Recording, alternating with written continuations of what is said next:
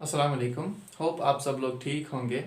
आज हम यहाँ पर डिस्कस करने जा रहे हैं फिजियोलॉजी ऑफ रेस्पिरेटरी सिस्टम। यानी जो ये रेस्पिरेटरी सिस्टम हमारी बॉडी में अल्लाह ने पहले से ही रखा हुआ है, इसकी फंक्शन क्या होती है, यानी ये क्यों पाया जाता है हमारी बॉडी में। जो बेसिक फंक्शन होती है इस रेस्पिरेटरी सिस्टम की, वो होती है to fulfil the gaseous needs of our body. यानी जो गैसियस नीड हमारी बॉडी की होती है वो फुलफिल हो जाए, इसीलिए अल्लाह ताला ने हमारी बॉडी में ये रेस्पिरेटरी सिस्टम रखा है। क्या मतलब ये गैशियस नीड्स? जैसे कि आप सब लोगों को पता होगा, जो भी सेल्स हमारी बॉडी में पाई जाती है वहां पर डिफरेंट मेटाबॉलिक रिएक्शंस होती है, और उन मेटाबॉलिक रिएक्शंस के लिए ऑक्सीजन बहुत ही ज्यादा जरूरी होता है। सो हमें इस ऑक्सीजन की जरूरत पड़ती है। और जब ये डिफरेंट मेटाबॉलिक रिएक्शंस होती है, वहां से क्या प्रोड्यूस होता है, एक और गैस जिसको हम कार्बन डाइऑक्साइड बोलते हैं, वो प्रोड्यूस होता है। जब हमारी बॉडी को ऑक्सीजन की जरूरत होती है और वहां से ज्यादा कार्बन डाइऑक्साइड प्रोड्यूस हो रहा है, अब क्या हमारी बॉडी को करना है, इस कार्बन डाइऑक्साइड को बाहर निकालना है और ज्यादा ऑक्सीजन को अंदर लेना है।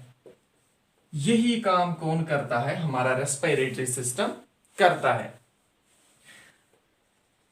जैसे कि आप सब लोगों को ये पॉइंट भी पता होगा क्यों कि हमारी बॉडी जो होती है वो खाली 3 to 6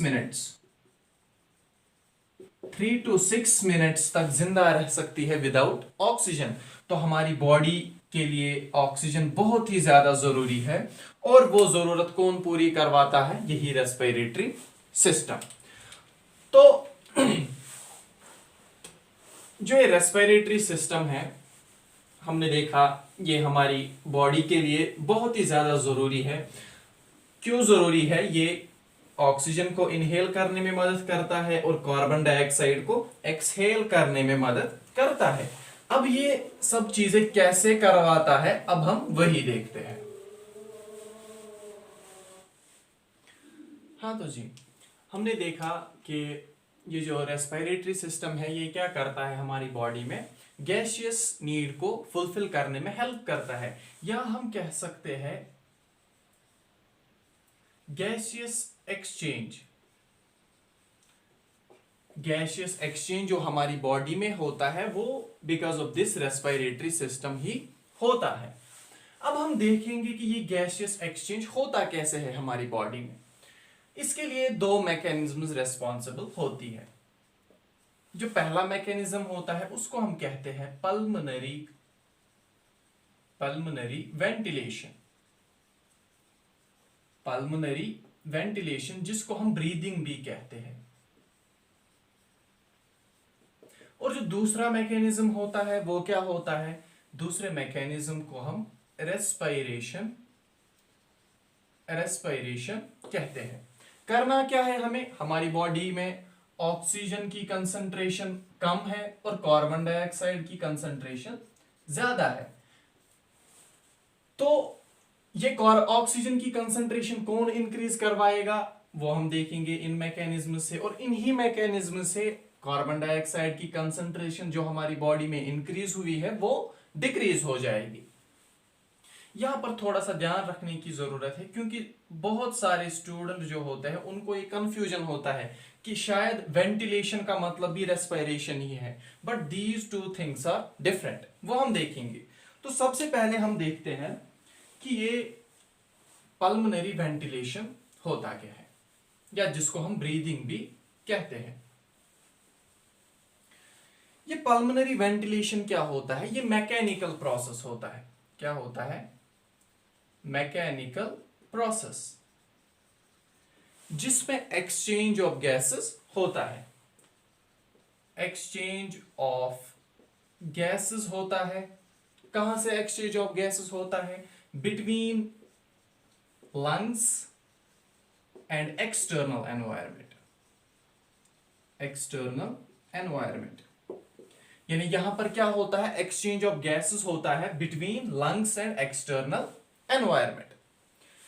अब ये प्रोसेस कैसे होता है, जैसे कि आप सब लोगों को पता है हमारा जो रेस्पिरेटरी सिस्टम है उसमें डिफरेंट ऑर्गन्स पाए जाते हैं। सबसे पहले अगर हम देखेंगे हमारे रेस्पिरेटरी सिस्टम में सबसे पहला ऑर्गन कौन होता है, हमारी नोज होती है, हमारी नोज होती है।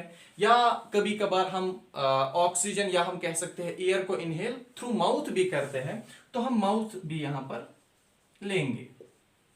हम क्या करते हैं, जो एयर होता है एटमॉस्फेरिक एयर होता है, हम उसको इनहेल करते हैं थ्रू माउथ या नोज। फिर वो कहां पहुंचता है, फेरिंग्स में पहुंचता है। फेरिंग्स से होकर कहां पर जाता है, लैरिंग्स, लैरिंग्स में पहुंचता है। लैरिंग्स के बाद कहां पर जाता है, हमारे ट्रैकिया में जाता है। यहां पर भी आप देख सकते हैं ये है ट्रैकिया। ट्रैकिया से होकर फिर कहां पे पहुंचता है, ये यहां पर ब्रोंकाई में पहुंचता है। और ब्रोंकाई से फिर डिफरेंट ब्रोंकियोलर स्ट्रक्चर्स के थ्रू अल्टीमेटली जो एयर था ये यहां पर ग्रेप लाइक स्ट्रक्चर जो हमारे लंग्स में होते हैं, जिनको हम एल्वियोलाई एल्वियोलाई कहते हैं, यहीं पर पहुंचता है। एल्वियोलाई में पहुंचने के बाद क्या होता है, तो जब एल्वियोलाई में पहुंचा एयर, इस सारे प्रोसेस को हम क्या कहते हैं, इसको हम इनस्पायरेशन या इनहेलेशन भी हम इस प्रोसेस को कहते हैं। तो पल्मोनरी वेंटिलेशन में पहले देखा हमने इनहेलेशन होता है। इसके बाद क्या होता है, एल्वियोलाई से यहां पर गैसेस एक्सचेंज होने के बाद कार्बन डाइऑक्साइड आता है, वो वापस चला जाता है थ्रू सेम इन्हीं ऑर्गन से, यानी ब्रोंकियोलर स्ट्रक्चर से, फिर ब्रोंकाई में, फिर ट्रैकिया में, फिर हमारे लैरिंग्स में आएगा, फिर फेरिंग्स में आएगा, फिर माउथ या नोज के थ्रू हम एयर को एक्सहेल करते हैं। उस सारे प्रोसेस को हम एक्सहेलेशन या क्या कहते हैं हम, एक्सपायरेशन कहते हैं। इन्हीं दो प्रोसेसेस को हम पल्मोनरी वेंटिलेशन या ब्रीदिंग कहते हैं। अब हमें असल में क्या करना है, हमें इसका मैकेनिज्म देखना है कि अगर ये इनहेलेशन होता है कैसे होता है, या अगर ये एक्सहेलेशन होता है तो वो कैसे होता है, असल में हमें वही देखना है। यानी अब हम मैकेनिज्म ऑफ वेंटिलेशन देखेंगे पहले, ये वेंटिलेशन अगर होती है तो कैसे होती है।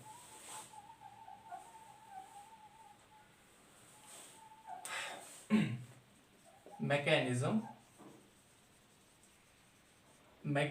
ऑफ वेंटिलेशन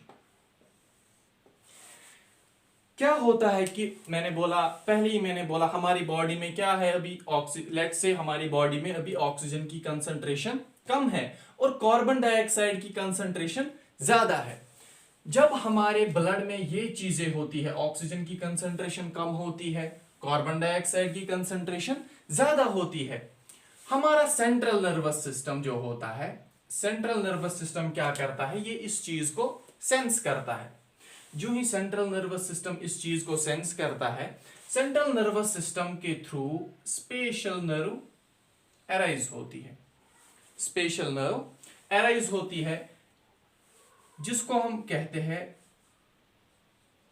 फ्रेनिक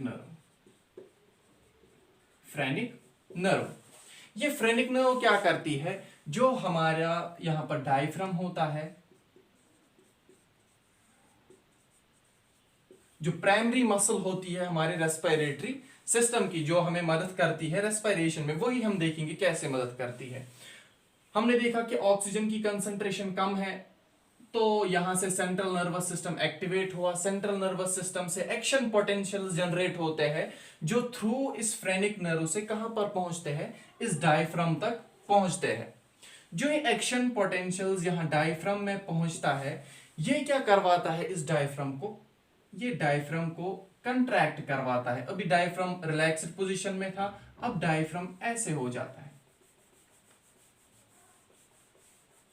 अब डायफ्राम नीचे की तरह कंट्रैक्ट हो जाता है, यानी इस तरह से बन जाता है।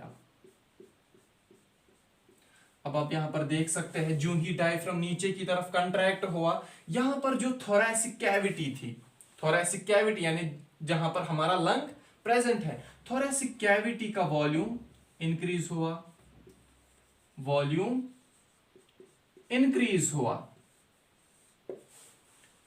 इनफीरियरली, लेकिन ये बात याद रखनी है, इनफीरियरली हमारी थोरैसिक कैविटी का क्या हुआ, वॉल्यूम इंक्रीज हुआ। ये तो हुआ एक मैकेनिज्म। दूसरा मैकेनिज्म, इसी सेंट्रल नर्वस सिस्टम से एक और नर्व अराइज होती है जिसको हम कहते हैं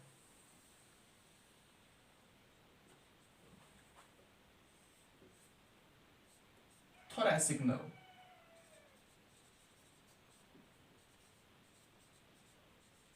क्या कहते हैं, थोरैसिक नर्व।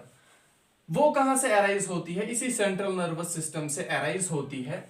जहां वो कहां पर एक्ट करती है, आप सब लोगों को पता है कि जो हमारा लंग है, लंग को प्रोटेक्ट कौन करता है बाहर से, हमारा रिब केज जो है वो प्रोटेक्शन देता है हमारे लंग्स को। और रिब केज में डिफरेंट रिब्स पाए जाते हैं। ये मान लीजिए आप, ये रिब्स है, डिफरेंट रिब्स, ये वाली। और उन रिब्स के बीच में एक स्पेशल मसल पाई जाती है, ये जिसको हम नाम रखते हैं इंटरकोस्टल मसल, इंटरकोस्टल मसल। अब जो ये इंटरकोस्टल मसल्स, ये दो लेयर्स में प्रेजेंट होती है। यहां पर आप देख सकती है, एक अंदर वाली लेयर होती है और एक बाहर वाली लेयर होती है।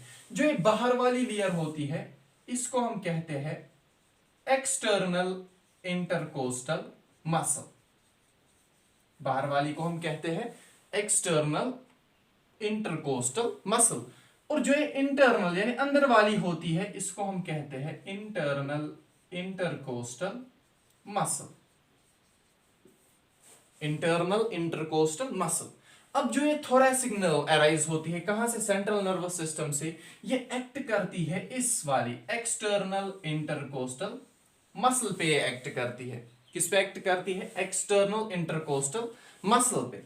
और ये मसल भी क्या करती है, ये भी कंट्रैक्ट हो जाती है, एक्सटर्नल इंटरकोस्टल मसल भी क्या कंट्रैक्ट हो जाती है। बिकॉज ऑफ कंट्रैक्शन यहां पे क्या होता है, जो हमारा रिब केज होता है, जो ये एक्सटर्नल इंटरकोस्टल मसल कंट्रैक्ट हुई, ये जो हमारा रिब केज है, ये इसको पुल करती है, ये इसको पुल करती है। कहां की तरफ पुल करती है, आउटवर्ड्स, एक तो बाहर की तरफ और थोड़ा सा अपवर्ड्स, यानी बाहर की तरफ और थोड़ा सा upwards, upwards and outwards.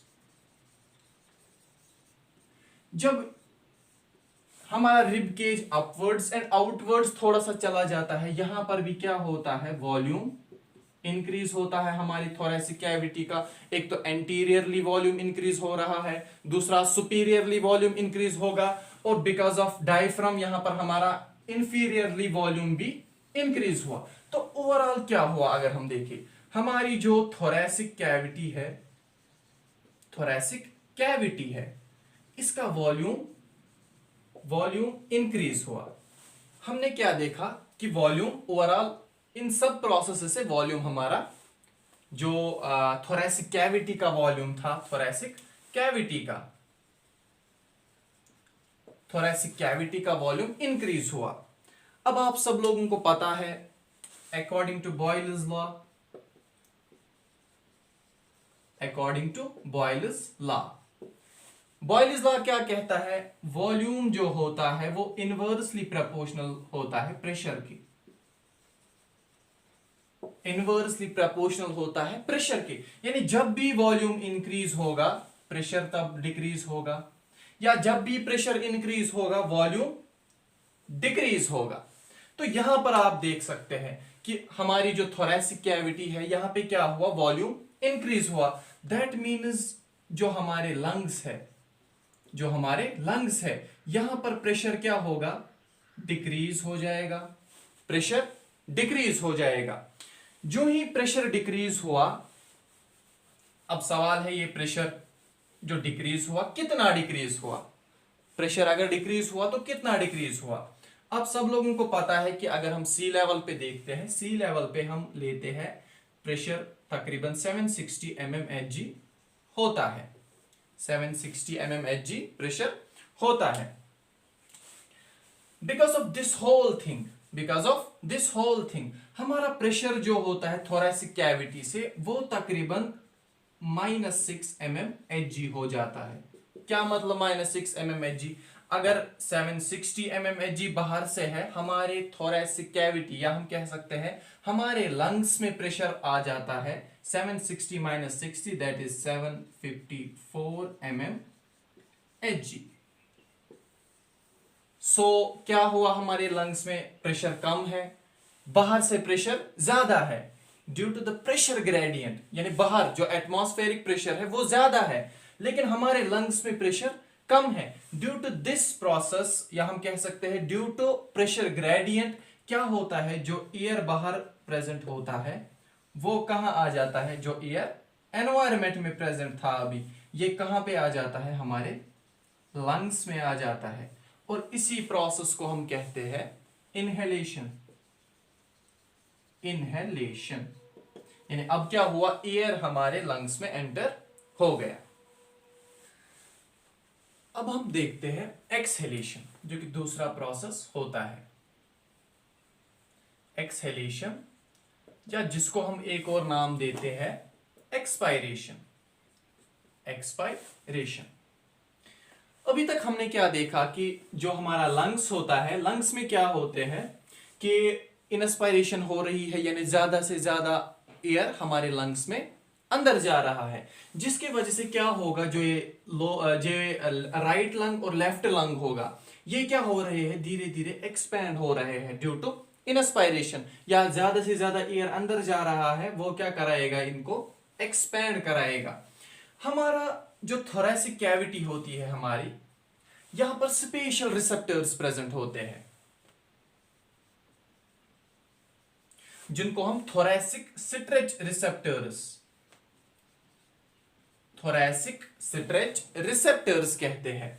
Let's say यहां पर हमारा थोरैसिक स्ट्रेच रिसेप्टर है, जो ही ये लंग ज्यादा एक्सपेंड हो रहा है, ये क्या करते हैं, ये थोरैसिक स्ट्रेच रिसेप्टर्स ये सेंट्रल नर्वस सिस्टम को सिग्नल भेजते हैं।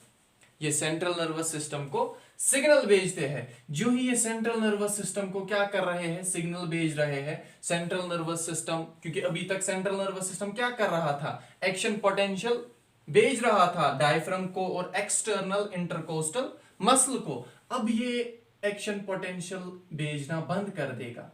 अब यहां से कोई भी एक्शन पोटेंशियल जनरेट नहीं हो रहा है। जब फ्रेनिक नर्व के थ्रू हमारे डायफ्राम को एक्शन पोटेंशियल नहीं मिलेगा, ये डायफ्राम अपनी जगह पर वापस आ जाएगा। ऐसे डायफ्राम अपनी जगह पर वापस आ गया, इसकी वजह से क्या होगा, थोरैसिक कैविटी जो है, वॉल्यूम थोरैसिक कैविटी का इंफीरियर साइड से, यानी निचली वाली साइड से जो हमारी थोरैसिक कैविटी का वॉल्यूम है वो कम हो जाएगा, क्योंकि अब डायफ्राम अपनी जगह पर वापस आ गया है, तो ये वॉल्यूम को डिक्रीज करेगा। एक तो ये चीज होगी। दूसरी चीज, जब थोरैसिक नर्व के थ्रू हमारी जो एक्सटर्नल इंटरकोस्टल मसल्स है, इनको क्या होगा, जब एक्शन पोटेंशियल नहीं मिलेगा तो ये भी कंट्रैक्ट करना छोड़ देगी, ये भी रिलैक्स्ड पोजीशन में अपनी जगह वापस आएगी। अब यहां पर काम होता है इस इंटरनल इंटरकोस्टल मसल का। ये इंटरनल इंटरकोस्टल मसल क्या करते हैं, ये इन रिब्स को अंदर की तरफ वापस पुल करती है, क्योंकि अभी ये क्या हुई थी, यहां पर अपवर्ड्स मूवमेंट दिखा रहे थे हमारे रिब्स, या आउटवर्ड्स मूवमेंट दिखा रहे थे, बट जो ये इंटरनल इंटरकोस्टल मसल्स है, ये वापस हमारे रिब केज को पुल करते हैं अपनी जगह से। तो इससे क्या होगा, इससे भी वॉल्यूम डिक्रीज हो जाएगा हमारी थोरैसिक कैविटी में। जो एंटीरियरली इंक्रीज हुआ था, अब वो एंटीरियरली जो इंक्रीज हुआ था वॉल्यूम, वो वापस डिक्रीज हो जाएगा, और जो सुपीरियर वॉल्यूम इंक्रीज हुआ था वो भी अब डिक्रीज हो जाएगा। तो ओवरऑल क्या हो जाएगा, ओवरऑल जो थोरैसिक कैविटी का वॉल्यूम था वो डिक्रीज हो जाएगा। Same thing according to Boyle's law, जब वॉल्यूम डिक्रीज हुआ तो प्रेशर क्या हो जाएगा, इंक्रीज हो जाएगा। जो हमारी थोरेसिक कैविटी या हम कहेंगे जो हमारे लंग्स में प्रेशर है वो क्या हो जाएगा, इंक्रीज हो जाएगा। अब सवाल कितना प्रेशर इंक्रीज होगा, यहां पर भी जैसे हमने देखा था कितना प्रेशर वहां पे डिक्रीज हुआ था, अब यहां पर कितना प्रेशर इंक्रीज होता है। फिर से मैं बोलूंगा 760 mmHg कहां से प्रेशर होता है, एक्सटर्नल एनवायरनमेंट में 760 mmHg प्रेशर होता है।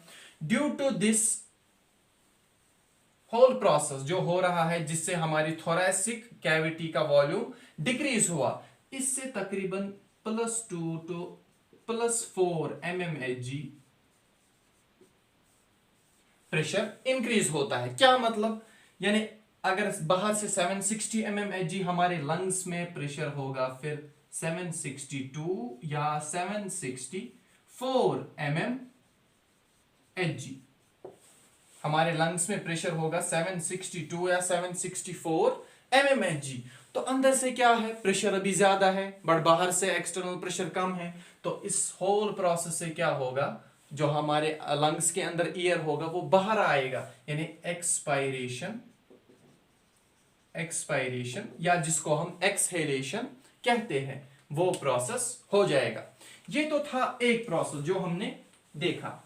क्या देखा हमने, वेंटिलेशन हमने देखी, मैकेनिकल, जो कि मैकेनिकल प्रोसेस होती है, या हमने जिसको एक और नाम भी कहते हैं ब्रीदिंग, ब्रीदिंग कैसे होती है, मैकेनिज्म ऑफ ब्रीदिंग, वो हमने देखा। पहले ही मैंने बोला था कि रेस्पिरेटरी सिस्टम दो फंक्शंस में इन्वॉल्व होता है। एक तो हमने देखा कि वेंटिलेशन में कैसे इन्वॉल्व होता है। एक और चीज यहां पर आप याद रख सकते हैं, नॉर्मल रेंज जो होता है वेंटिलेशन का वो होता है 16 to 20 ब्रेथ्स पर मिनट, यानी एक इंसान तकरीबन 16 to 20 टाइम्स ब्रीथ कर सकता है 1 मिनट में। अब हम देखते हैं यहां पर रेस्पिरेशन।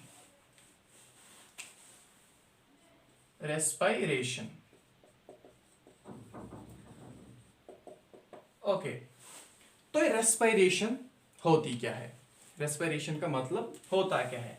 रेस्पिरेशन का मतलब, जैसे हमने देखा था वेंटिलेशन का मतलब क्या था, exchange of gases between lungs and external environment. But इस रेस्पिरेशन में क्या होता है, exchange of gases across respiratory membrane.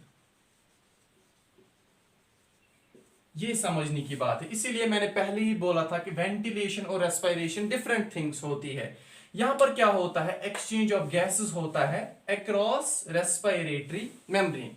अब सवाल है रेस्पिरेटरी मेम्ब्रेन होती क्या है। देखिए मैंने पहले भी बोला था कि जो ये एल्वियोलाई होता है यही साइट होती है जहां पर क्या होता है, एक्सचेंज ऑफ गैसेस होता है। लेट्स से हम यहां पर एल्वियोलाई को बनाते हैं, मान लीजिए ये एक एल्वियोलाई है। एल्वियोलाई के सराउंडिंग में प्रेजेंट होती है पल्मोनरी कैपिलरी,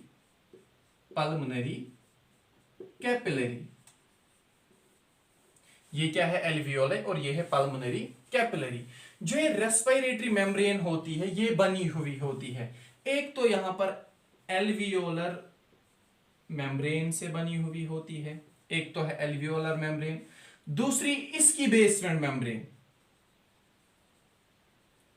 यानी एल्वियोलर मेम्ब्रेन की जो अपनी बेसमेंट मेम्ब्रेन, आप सब लोगों ने देखा होगा टिश्यूज में कि नीचे वाले कहां पर, ये टिश्यूज जो डिफरेंट लेयर्स ऑफ सेल्स होती है वो कहां पर प्रेजेंट होती है, या हम कह सकते हैं वो किस पर रेस्ट करते हैं, इस बेसमेंट मेम्ब्रेन पे। वो डिफरेंट लेयर ऑफ सेल्स जो होती है टिश्यूज में वो बेसमेंट मेम्ब्रेन पे रेस्ट करती है। तो इसीलिए मैंने कहा एक तो ये रेस्पिरेटरी मेम्ब्रेन बनी हुई होती है एल्वियोलर मेम्ब्रेन, और इसकी जो बेसमेंट मेम्ब्रेन होती है, और जो एक कैपिलरी मेम्ब्रेन होती है, कैपिलरी मेम्ब्रेन, और इसकी अपनी बेसमेंट मेम्ब्रेन, कैपिलरी की अपनी बेसमेंट मेम्ब्रेन।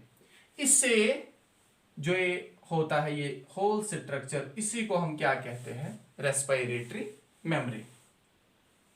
अब जो हमें मैकेनिज्म देखना है किस चीज का, रेस्पिरेशन का मैकेनिज्म देखना है। जो रेस्पिरेशन है इसको भी दो टाइप्स में डिवाइड किया गया है, या हम कह सकते हैं ये दो प्रोसेसेस में होती है रेस्पिरेशन, या दो फेजेस में ये रेस्पिरेशन होती है। जो पहला फेज होता है उसको हम कहते हैं एक्सटर्नल रेस्पिरेशन, एक्सटर्नल रेस्पिरेशन। और जो दूसरा फेज होता है जो हम इसके बाद देखेंगे वो होता है इंटरनल रेस्पिरेशन। सबसे पहले हम देखते हैं ये एक्सटर्नल रेस्पिरेशन क्या होती है। जो एक्सटर्नल रेस्पिरेशन होती है यहां पर भी same thing, exchange of gases होगा अक्रॉस रेस्पिरेटरी मेम्ब्रेन, जो कहां पर प्रेजेंट होता है, हमारे लंग्स में। क्या मतलब, मैं ये बोलता हूं, मान लीजिए यहां से एयर आ रहा है, यहां से फिर यहां एल्वियोले में पहुंच गया। एल्वियोले को सराउंड कर रही होती है डिफरेंट पल्मोनरी कैपिलरीज। अब यहां पर एक्सचेंज ऑफ गैसेस होगा, एल्वियोले और पल्मोनरी कैपिलरी के दरमियान एक्सचेंज होगा। इसी एक्सचेंज को हम क्या कहते हैं, एक्सटर्नल रेस्पिरेशन, जिसकी साइट क्या होती है, यानी ये कहां पर होता है, हमारे लंग्स में होता है। अब कैसे होता है ये वो हम देखेंगे। मान लीजिए बाहर से एयर आ रहा है, बाहर से एयर आ रहा है, वो कहां पर पहुंचा, एल्वियोले में पहुंच गया। यहां पर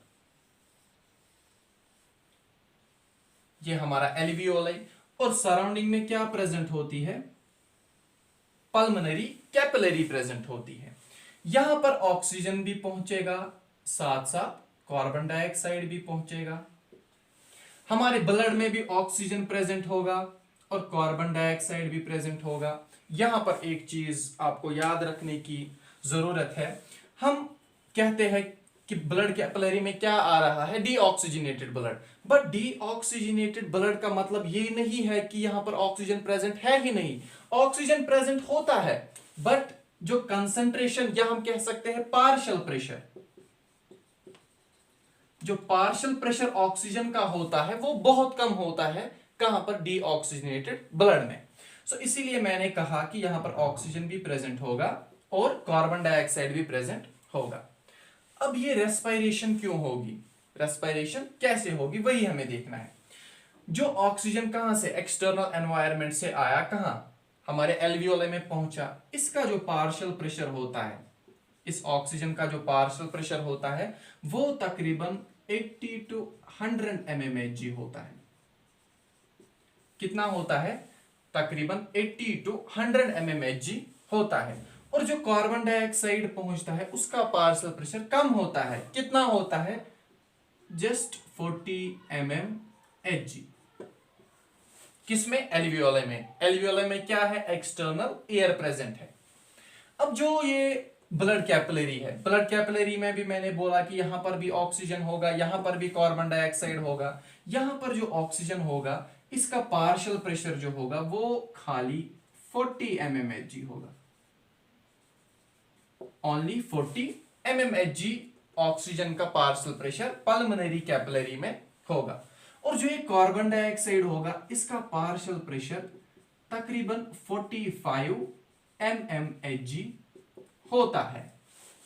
अब आप यहां पर ध्यान से देखिए, यहां पर पार्शियल प्रेशर ऑक्सीजन का 80 to 100 mmHg है, कहां पर, एल्वियोले में। यहां पर ब्लड कैपिलरी में खाली 14 mmHg है, यानी ब्लड कैपिलरी में पार्शियल प्रेशर कम है as compare to the partial pressure of oxygen in alveoli. So यहां पर प्रेशर ग्रेडियंट क्रिएट हुआ, यहां पर ज्यादा प्रेशर है, यहां पर कम प्रेशर है, तो डिफ्यूजन होगा ऑब्वियसली। तो यहां से ऑक्सीजन आएगा, कहां एंटर होगा, हमारी पल्मोनरी कैपिलरी में। ऑक्सीजन डिफ्यूज होगा पल्मोनरी कैपिलरी में, क्यों होगा, क्योंकि यहां पर पार्शियल प्रेशर कम है। अब कब तक ये डिफ्यूजन होता रहेगा, ये तब तक डिफ्यूजन होता रहेगा जब तक कि कंसंट्रेशन ग्रेडियंट बैलेंस ना हो जाए, या जिसको हम सैचुरेशन भी कह सकते हैं, सैचुरेशन कह सकते हैं, अप टू सैचुरेशन पॉइंट। इसी तरीके से यहां पर कार्बन डाइऑक्साइड की कंसंट्रेशन क्या है, 45 mmHg है, वाइल यहां पर कार्बन डाइऑक्साइड की कंसंट्रेशन खाली 40 mmHg है, या पार्शियल प्रेशर ऑक्सीजन का खाली यहां पर कितना है 40 mmHg है, तो कार्बन डाइऑक्साइड यहां पर डिफ्यूज होगा इनटू एल्वियोलर सैक। क्यों? Because of partial pressure, because of pressure gradient. इस तरीके से जो हमारी एक्सटर्नल रेस्पिरेशन है कहां पर होती है, अक्रॉस रेस्पिरेटरी मेम्ब्रेन हमारे लंग्स में होती है। ये तो था एक्सटर्नल रेस्पिरेशन। अब हम देखते हैं इंटरनल रेस्पिरेशन। अभी तक हमने क्या देखा, एक्सटर्नल रेस्पिरेशन में क्या हुआ कि जो कार्बन डाइऑक्साइड है वो इन एल्वियोलर सैक्स में चला गया और जो ऑक्सीजन है वो ब्लड कैपिलरीज में आ गया। फिर ब्लड कैपिलरीज में जो पल्मोनरी ब्लड कैपिलरीज थी इनके थ्रू फिर अल्टीमेटली यहाँ हार्ट में ऑक्सीजनेटेड ब्लड आ जाता है। फिर हार्ट से through systemic circulation different body parts तक वो ऑक्सीजनेटेड ब्लड चला जाता है। फिर अल्टीमेटली वो लास्ट में थ्रू आर्टरीज, आर्टीरियोल्स एंड फिर कैपिलरीज में पहुंच जाता है। जो कैपिलरीज कहां पर प्रेजेंट होती है, जो फिर डिफरेंट टिश्यूज ऑर्गन्स के अंदर एंटर होती है, और उन ऑर्गन्स में क्या होता है, टिश्यू प्रेजेंट होता है। और वो टिश्यू किस चीज के बने हुए होती है, डिफरेंट सेल्स के बने हुए होती है। यहां पर हम देखेंगे इंटरनल रेस्पिरेशन में क्या होता है। इंटरनल रेस्पिरेशन में भी एक्सचेंज ऑफ गैसेस होता है अक्रॉस रेस्पिरेटरी मेम्ब्रेन, बट जो साइट होती है इंटरनल रेस्पिरेशन की वो होती है टिश्यू लेवल, या हम कह सकते हैं सेलुलर लेवल पे ये एक्सचेंज ऑफ गैसेस होता है। ये अब कैसे होता है ये हम देखेंगे। लेट्स से ये एक सेल है और ये यहां से ब्लड कैपिलरी जा रही है। यहां पे भी क्या होता है, सेल में भी ऑक्सीजन प्रेजेंट होता है और कार्बन डाइऑक्साइड प्रेजेंट होता है। अब जो सेल में ये ऑक्सीजन प्रेजेंट है इसका पार्शियल प्रेशर कम होता है। कितना होता है इसका पार्शियल प्रेशर? 40 mmHg होता है, 40 mmHg। वाइल जो कार्बन डाइऑक्साइड प्रेजेंट होता है इनसाइड द सेल उसका पार्शियल प्रेशर होता है 45 mmHg। हमारी ब्लड कैपिलरी में अब ऑक्सीजनेटेड ब्लड आ रहा है। ऑक्सीजनेटेड ब्लड में कितना पार्शियल प्रेशर होता है ऑक्सीजन का, हमने अभी देखा 80 to 100 mmHg होता है, 80 to 100 mmHg। और साथ साथ यहां पर कार्बन डाइऑक्साइड भी प्रेजेंट होता है जिसका पार्शियल प्रेशर कितना होता है 40 mmHg, 40 mmHg। अब यहां पर भी आप देख सकते हैं कि प्रेशर ग्रेडियंट क्रिएट हो रहा है। क्या मतलब, जो ऑक्सीजन का प्रेशर अंदर है इनसाइड सेल वो खाली 40 mmHg है, वाइल ब्लड कैपिलरीज में ज्यादा है पार्शियल प्रेशर ऑक्सीजन का। तो यहां से क्या होगा, डिफ्यूजन होगा because of pressure gradient. Oxygen capillary से कहां जाएगा, इनटू द सेल। अब ज्यादा ऑक्सीजन अंदर आ रहा है। सेम थिंग कार्बन डाइऑक्साइड के साथ होगा। कार्बन डाइऑक्साइड का partial pressure capillary, blood capillary में कम है 40 mmHg, while inside the cell partial pressure of carbon dioxide is more, that is 45 mmHg। तो यहां पे भी डिफ्यूजन होगा। कार्बन डाइऑक्साइड अंदर से सेल्स में जो इंक्रीज कंसंट्रेशन हुई थी या पार्शियल प्रेशर ज्यादा था वो भी कहां पे आएगा, ब्लड कैपिलरीज में आएगा। ब्लड कैपिलरीज में कार्बन डाइऑक्साइड आएगा because of concentration gradient, concentration gradient नहीं, बिकॉज ऑफ प्रेशर ग्रेडियंट। अब ये डिफ्यूजन भी कब तक होगा, तब तक होगा जब तक के पार्शियल प्रेशर इक्विलिब्रियम पे ना पहुंचे, या उसको भी हम सैचुरेशन कह सकते हैं। अब अल्टीमेटली जो पॉइंट मैंने पहले बोला था कि हमारी बॉडी में ऑक्सीजन की कंसंट्रेशन डिक्रीज्ड है और कार्बन डाइऑक्साइड की कंसंट्रेशन इंक्रीज्ड है। यहां पर हम देख सकते हैं हमने क्या किया, यहां पर ऑक्सीजन को एंटर किया हमारी सेल में, तो इससे क्या होगा, जो डिक्रीज्ड ऑक्सीजन की कंसंट्रेशन थी वो इंक्रीज हो जाएगी वापस, और कंसंट्रेशन कार्बन डाइऑक्साइड की इंक्रीज्ड थी, हमने इसको बाहर निकाला कहां पर, ब्लड कैपिलरीज में। फिर ब्लड कैपिलरीज में से फिर जो हमने देखा एक्सटर्नल रेस्पिरेशन, वहां से कार्बन डाइऑक्साइड बाहर जाता है थ्रू डिफरेंट स्ट्रक्चर जो हमने पहले देखा, और हम बाहर उसको एक्सहेल करते हैं। तो अल्टीमेटली जो हमारा गोल था, ऑक्सीजन की कंसंट्रेशन डिक्रीज थी, हमें ये इंक्रीज करना था, हमने ऑक्सीजन की कंसंट्रेशन को इंक्रीज किया और कार्बन डाइऑक्साइड की कंसंट्रेशन को डिक्रीज किया, जो कि अल्टीमेट एम होता है हमारी रेस्पिरेटरी सिस्टम का। होप आप सब लोगों को ये सारा मैकेनिज्म अच्छे से समझ आया होगा। Thank you so much.